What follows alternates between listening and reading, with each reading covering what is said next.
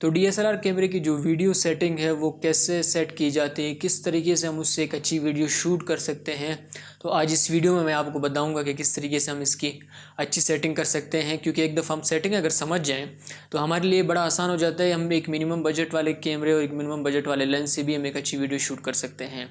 ये वीडियो दो पार्ट्स में मैंने की हुई है। पहले पार्ट में हम देखेंगे जो वो सेटिंग्स है जो मोस्ट ऑफ द टाइम हमारे पास चेंज नहीं होती, और जो दूसरा पार्ट है हमारे पास उसमें हम एक्सपोजर और जो हमारा फोकस है उसको चेक करेंगे कि किस तरीके से हम एक्सपोजर और फोकस को सेट कर सकते हैं जिससे हमारी वीडियो की क्वालिटी इंप्रूव हो सके। तो शुरू करते हैं अपने पहले पार्ट को।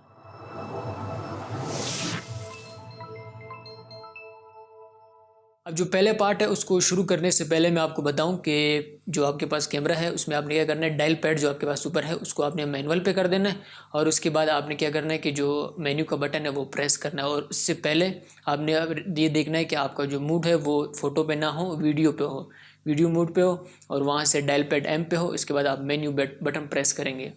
अब प्रेस करने के बाद पहले हम इसकी क्या करेंगे, सेटिंग करेंगे इसकी जो रेजोल्यूशन एंड फ्रेम रेट है हमारे पास। रेजोल्यूशन एंड फ्रेम रेट में क्या रखूँगा, 1080p/24 फ्रेम रेट रखूँगा। 24 फ्रेम रेट एक नॉर्मल स्टैंडर्ड फ्रेम रेट है हमारे पास। आपके जो ज़्यादातर फिल्में भी इसी तकरीबन 24 पे ही शूट की जाते हैं। 30 भी हमारे पास आ रहा है, आप 30 भी सेलेक्ट कर सकते हैं, और 60 हमारे पास जो आ रहा है वो भी आप चूज़ कर सकते हैं। 60 का मैं आपको बताऊं कि वो वहाँ पे हम सेलेक्ट करते हैं जहाँ पे हमें अगर पोस्ट प्रोसेस करनी है हमने, और हम चाहते हैं कि अपनी वीडियो को हम स्मूथ स्लो मोशन दें, वहाँ पे हम 60 फ्रेम पे पहले शूट करते हैं, फिर पोस्ट प्रोसेस में हम इसे 24 या 30 फ्रेम के जो हमारा टाइमलाइन होता है उस पर हम लोग इसे पेस्ट कर देते हैं, और उससे हमारी जो एक मोशन है हमें बहुत स्मूथ मिल जाता है स्लो मोशन का।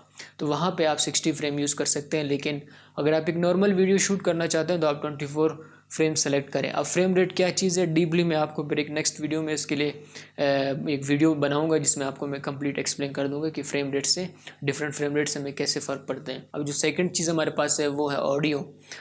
बाय डिफ़ॉल्ट ऑडियो जो है वो कैमरे में ऑटो सेलेक्ट होता है, हमने ऑटो को सेलेक्ट नहीं करना। उससे मसला ये है कि उसमें जो नॉइस है आपका वो ज़्यादा कैप्चर हो जाता है ऑटो में, क्योंकि वॉइस बाज़ दफ़ा काफ़ी ज़्यादा गेन उसमें बढ़ जाता है, इसी वजह से नॉइस भी ज़्यादा हो जाता है। तो हम मैनुअल सेलेक्ट करेंगे। मैनुअल से ये जितने डेसिबल्स हम उसे सेट करवा के देंगे वो उसी डेसिबल तक हमारी जो वॉइस है वो बूस्ट करेगी और उससे ज़्यादा नहीं जाएगी, और इसी वजह से फिर हमें एक क्वालिटी ऑफ वॉइस भी मिल जाती है जिससे नॉइस भी काफ़ी कम होता है हमारे पास। तो सेट करने के लिए अभी देखिए आपके पास यहाँ पे 12 डेसिबल्स दिया हुआ है। 12 डेसिबल्स तक ये मीन्स कि आपके पास एक अच्छी वॉइस क्वालिटी आई अगर आप यहाँ तक अपनी सेटिंग करते हैं। आप इस तरह टेस्ट करें जहाँ पे आपको लगे कि ये 12 डेसिबल्स तक हिट कर रहे हैं और थोड़ा सा आगे जा रहे हैं, येलो का साइन आपके पास आ रहा है, तो आप इसे यहीं तक सेटिंग अपनी सेट कर लें। नेक्स्ट चीज़ हमारे पास क्या है वो है आपकी पिक्चर प्रोफाइल।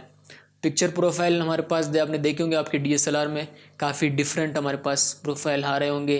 तो अगर आप पोस्ट प्रोसेस सेलेक्ट कर ले कोई इशू नहीं, आप जो सा आप सेलेक्ट करना चाहें, लेकिन अगर आप पोस्ट प्रोसेस करते हैं, आप एडिटिंग करते हैं, लाइक जैसे मैं भी कोई वीडियो अगर शूट करता हूँ तो बाद में इसमें उसे उसकी कलर करेक्शन और ग्रेडिंग कर लेता हूँ। तो इसके लिए फिर क्या ज़रूरी है कि आपके पास जो स्टैंडर्ड है और दूसरा आपके पास न्यूट्रल है। न्यूट्रल और जो आपके पास स्टैंडर्ड है दोनों में से आप कोई भी सेलेक्ट कर लें, और इसमें आने के बाद आप जैसे मैं नॉर्मली ज़्यादातर स्टैंडर्ड ही यूज़ करता हूँ। स्टैंडर्ड यूज़ करने के बाद मैं क्या करता हूँ, जो हमारे पास शार्पनेस होती है उसे मैं ज़ीरो कर देता हूँ। ज़ीरो से फ़ायदा ये है हमारे पास बाद में जब हम इसे एडिट करते हैं तो मेरे पास ऑप्शन है कि मैं जितनी शार्पनेस देना चाहूँ मैं उतनी शार्पनेस दे सकता हूँ इसे। नेक्स्ट जो सेकेंड नंबर पर आपके पास आ रहा है वो आपका कंट्रास्ट आ रहा है। कंट्रास्ट भी आप फुल ज़ीरो पे ला दें ताकि आप बाद में से एडिटिंग के टाइम पे जितनी कंट्रास्ट आपको ज़रूरत हो आप उतनी ही कंट्रास्ट इसमें ऐड कर सकें। अब इसके बाद जो आपका सेचुरेशन है, सेचुरेशन आप 2 पॉइंट नीचे कर दें, बाद में हम इसके सेचुरेशन इंक्रीज़ कर सकते हैं। नीचे जो आपके पास टोन आ रहा है टोन को आप इतना ही रहने दें जितना है, इसे आप चेंज ना करें। अभी जो नेक्स्ट हमारे पास चीज़ है वो आपका white balance. White balance set करना बहुत लाजमी है, क्योंकि ऑटो वाइट बैलेंस पे आप जब शूट करते हैं तो आपके पास जैसी जो आपकी लाइटिंग है वो कंडीशन चेंज होगी तो आपके पास जो कलर है वो भी फुटेज में चेंज होते जाएगी। तो हमने इस तरह नहीं करना है क्योंकि वो अनप्रोफेशनल लुक पर आपके पास आ जाता है। तो हमने एक प्रोफेशनल वीडियो शूट करनी है तो उसके लिए हमारे पास कस्टम वाइट बैलेंस होना चाहिए। कस्टम वाइट बैलेंस सेट भी आप मैनुअल कर सकते हैं। अभी आपके पास कैमरे में कुछ प्रीसेट्स दिए हुए हैं, उन प्रीसेट्स में से आप कोई सेलेक्ट कर लें ताकि आपकी जो फुटेज में जो पे वाइट है वो वाइट ही दिखना चाहिए। इस तरह आप सेट कर लें इसको, या अगर आप उस प्रीसेट से सेट नहीं कर सकते तो आप इस तरह कर सकते हैं। मैं आपको तरीका बताता हूँ जो मोस्ट ऑफ द टाइम मैं खुद भी यूज़ करता हूँ। एक तो ये है बेहतर तरीका कि आप उसको ग्रे कार्ड से करें। अगर ग्रे कार्ड नहीं है आपके पास तो आप यूँ करें कि एक वाइट पेपर लें और जिस कंडीशन में आप शूट कर रहे हैं आप उसी कंडीशन में क्या करें, उसी कंडीशन में एक वाइट पेपर लें और उसकी एक पिक्चर ले लें। उसके बाद कस्टम वाइट बैलेंस में जाके उसी पिक्चर की रेफरेंस दे के आप उसका कस्टम वाइट बैलेंस सेट कर सकते हैं। इस तरीके से आपका वाइट बैलेंस एक्यूरेट आएगा। तो ये आप कर सकते हैं। और नेक्स्ट, अगर आपके कैमरे में केल्विन का ऑप्शन है तो केल्विन में आप ये कर सकते हैं। जो डे लाइट में हम क्या करते हैं 5200 से लेके 5600 तक हम इसको कर सकते हैं सेट।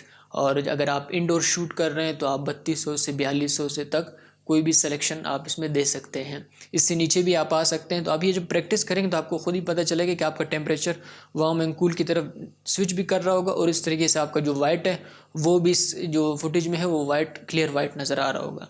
ये चीज़ आपने देखना, हम सिर्फ अपने, क्योंकि हमारे कैमरे में ये सेंस नहीं होते कि वो वाइट को रीड कर सके कि वाइट वाकई में वाइट किस तरीके से है, तो इसलिए हम इसे कस्टम वाइट बैलेंस के ज़रिए ही सेट करते हैं। तो ये आपका कस्टम वाइट बैलेंस सेट हो गया। अभी हमारा सेकंड पार्ट है। सेकंड पार्ट में हमने क्या करना है, हमारा जो एक्सपोजर है वो हम सेट करेंगे। और एक्सपोजर सेट करने से पहले आप ये देख लें कि जो आपके पास इन्फो बटन होगा कैमरे में वो आपने प्रेस कर देना है। उससे आपके पास क्या होगा, स्क्रीन में सेट की तरफ आपके पास इंस्टाग्राम का ऑप्शन आ जाएगा। इंस्टाग्राम से ये होगा, आपको पता चलेगा कि मेरी जो फुटेज है वो ओवर एक्सपोज है या अंडर एक्सपोज है या नॉर्मल बैलेंस है। तो इसलिए हम इंस्टाग्राम को यूज़ करते हैं। आप पहले इन्फो का बटन प्रेस करें, इसके बाद हम अपने सेटिंग की तरफ चलेंगे। अब पहला हमारे पास क्या आता है, शटर आता है। शटर हम सेट किस तरह करते हैं कि हमारा जो डबल होगा फ्रेम रेट के, अगर हमने 24 सेलेक्ट किया तो हमारा जो शटर होगा 148 होगा। तो अगर आपके पास 48 आ रहा है तो आप वो सेलेक्ट करें। लेकिन कुछ कैमरों में ये ऑप्शन होता है कि हमारे पास कि 50 आ रहा होता है तो आप 50 भी सेलेक्ट कर सकते हैं। तो ये बाय रूल मैं आपको बता रहा हूँ। अभी ये नेक्स्ट जो हमारे पास चीज़ है वो आपका अपर्चर है। अपर्चर आपने इस तरह सेट करना है। अभी जो ये मैं आपको पहले जो सेटिंग बता रहा हूँ ये डे लाइट के हिसाब से बता रहा हूँ, फिर इसके बाद मैं आपको नाइट लो लाइट कंडीशन या इंडोर जो आप शूट कर रहे हैं उसकी भी सेटिंग मैं आपको बताऊँगा। तो अभी हम समझे कि हम डे लाइट की तरफ शूट कर रहे हैं और अभी आपने शटर अपना डबल फ्रेम रेट के सेट कर दिया। अब दूसरी तरफ आपने आना है अपने अपर्चर की तरफ। अपर्चर में क्या करना है आपने, अगर आपको शैलो डेप्थ ऑफ फील्ड चाहिए, अपने ऑब्जेक्ट के बैक में बैकग्राउंड में कोई आपको ब्लर इफेक्ट चाहिए तो आप अपने वाइड अपर्चर को यूज़ करें लेंस में। और नंबर जो होगा हमारा एफ़ उसे आप छोटा यूज़ करें, 2.8 या 1.8 तक आप जा सकते हैं। तो ताकि आपकी जो फुटेज में जो आपका ऑब्जेक्ट होगा उसके पीछे वाला जो बैकग्राउंड होगा वो ब्लर हो जाएगा। अब जो नेक्स्ट हमारे पास चीज़ है वो हमारा ISO है। ISO हमने क्या करना है, 100 तक रखना है क्योंकि पहले से हमारे पास रोशनी काफ़ी ज़्यादा है। रोशनी ज़्यादा होने की वजह से लाइटिंग भी ज़्यादा है तो हमें इतनी ज़्यादा लाइटिंग की ज़रूरत नहीं है। हमने वाइड अपर्चर रखा हुआ है, शटर भी स्लो है, तो हमें ISO अपना 100 रखना है डे लाइट में। तो अभी ये तो हमने डे लाइट की सेटिंग रख ली। अब इसमें एक हमारे पास मसला आ रहा है कि हमने वाइड अपर्चर रख लिया, शटर को भी स्लो रख दिया, लेकिन अब फुटेज लाजमी बात है और एक्सपोज हो रही है हमारे पास। तो हम क्या करेंगे, अपने शटर को जो है ना वो उसकी स्पीड बढ़ा देंगे, उसके नंबर को इंक्रीज़ कर देंगे। तो इससे क्या होगा, आपका जो एक्सपोजर होगा वो इन कंट्रोल हो जाएगा। ये तो आप ये कर सकते हैं। नेक्स्ट आप ये कर सकते हैं कि अपने जो आपका शैलो डेप्थ ऑफ फील्ड उसे थोड़ा कम कर लें, जो आपका F नंबर है उसे थोड़ा सा इंक्रीज़ कर लें। लेकिन जो सबसे प्रोफेशनल बेस्ट तरीका है आपके लिए, एक ही दफ़ा एक खर्च आप कर सकते हैं, बजट अगर आपके पास है तो आप अपने लिए एक ND फ़िल्टर ले लें। उससे ये फ़ायदा होगा, आप वाइड अपर्चर भी यूज़ कर सकते हैं और स्लो शटर को भी यूज़ कर सकते हैं। शटर में ये जो अभी मैंने बताया ना आपको, आपने बढ़ाना है। ये इस सिचुएशन में बाज़ दफ़ा हम वहाँ पे भी यूज़ करते हैं जहाँ पे हमारा ऑब्जेक्ट ज़्यादा मूव कर रहा हो और मूव करने की वजह से मोशन ब्लर ज़्यादा फील हो रहा हो हमें और बन रहा हो, तो वहाँ पे हम शटर को क्या करते हैं, स्पीड कर लेते हैं, नंबर उसका बढ़ा देते हैं, जिसकी वजह से जो मोशन ब्लर बन रहा होता है वो भी हमारे पास कम हो जाता है। तो ये आपका शटर का यूज़ है यहाँ पे वीडियो में।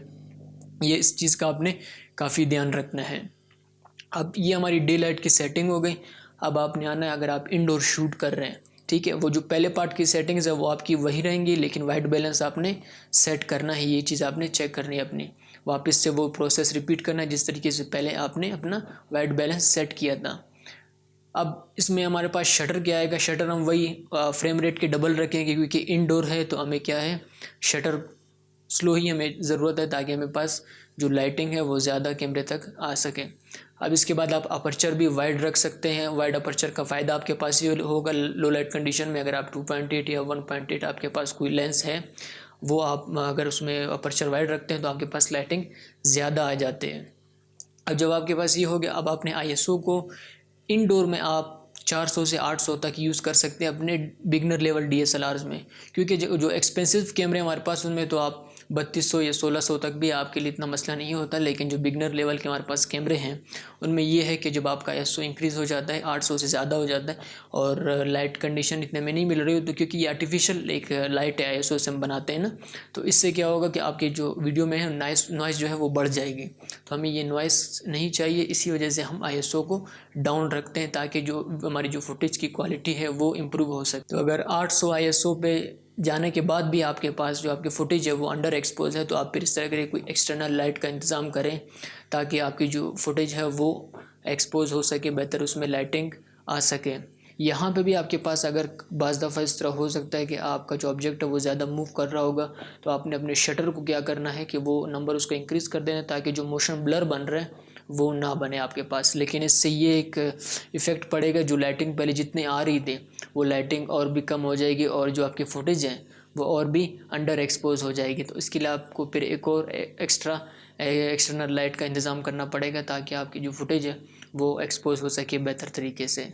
तो ये कुछ वीडियो की सेटिंग्स है। इसके अलावा ये तो हमने सेटिंग कर ली। अब ये सारी सेटिंग होने के बाद एक चीज़ जो मेन इंपॉर्टेंट है वो है फोकस। अगर फोकस नहीं होगा हमारे पास तो जितनी भी हम सेटिंग कर लें और जितनी भी चीज़ें हम कर लें तो फ़ायदा तो कोई नहीं हुआ ना। इसीलिए हमारे पास फोकस हमने लाजमी अपने फुटेज को करना है। अब फोकस के दो तरीके हैं आपके पास।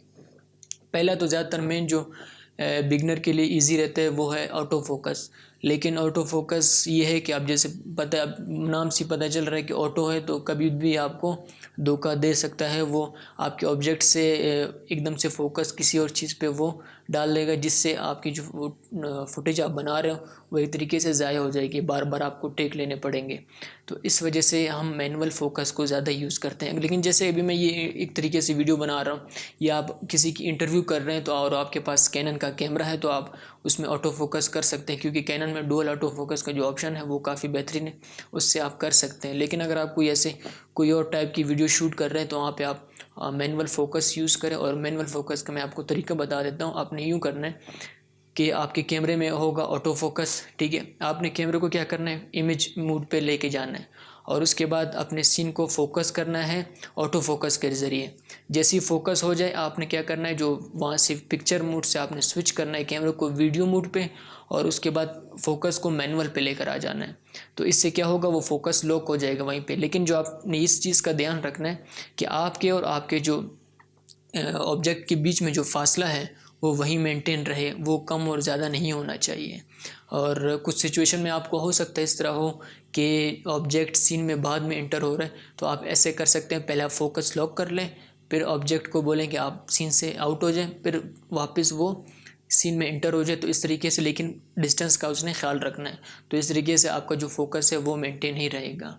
तो ये फोकस की सेटिंग्स आप इस तरह प्रैक्टिस करके अब ये सारी चीज़ें आपने 1 बाय 1 चेक करनी है, क्योंकि बगैर प्रैक्टिस तो आप कोई भी चीज़ मास्टर नहीं कर सकते। उम्मीद करता हूँ इस वीडियो से काफ़ी चीज़ें आपकी क्लियर हो चुकी होंगी।